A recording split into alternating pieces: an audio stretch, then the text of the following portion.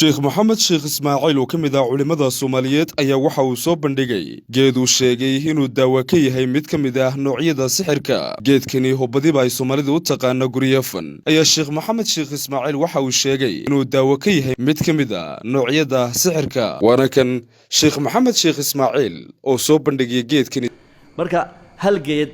oo beledkeena ka buuxa oo aad iyo aad u badan oo haddana aan cidi isticmaalin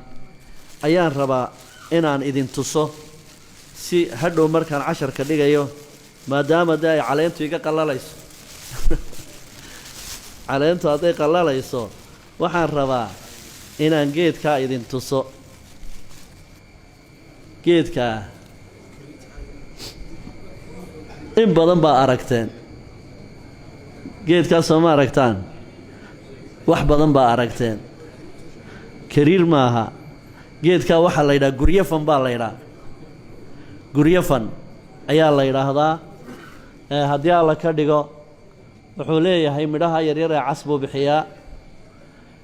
guryoon ayaa dadka qaarkood u yaqaaniin dadka qaarkoodna waxay u yaqaaniin haddii alla yiraahdo laan kii carruurta loo soo saari jiray islaamuhu ay u soo saari jireen waa geedkaas fawaa'idiisa waan isdul taagi doonaa markaan aqriyayo waa geed aad u caaqibo badan leh waa geed macno weyn caalamka ku leh laakiin inagu ma isticmaalo inaga khuraafaad badan baa la hareera dhigay geedka waxaa la yidhaahdaa markay ka hadlayaan khuraafaadkoodu islaan ma dhalaysa mooyaane islaan kale waa inaanay soo goynin islaan ma dhalaysa mooyaane maxaan ku idhahdaa ciise goysa mooyaane waa inaan la soo goyn waa kow markaad soo goynaysana waa inaanad bir ku taaban markaad soo goynayso waa inaanad bir taabsiinin markaad soo goynayso dhinaca cadceedda ha ka marin hadhkaagu yuu taaban mararka qaarkood waxay ku odhanayaan markaad soo goynayso meel cidla ah u baxo intaad maryahaba dhigato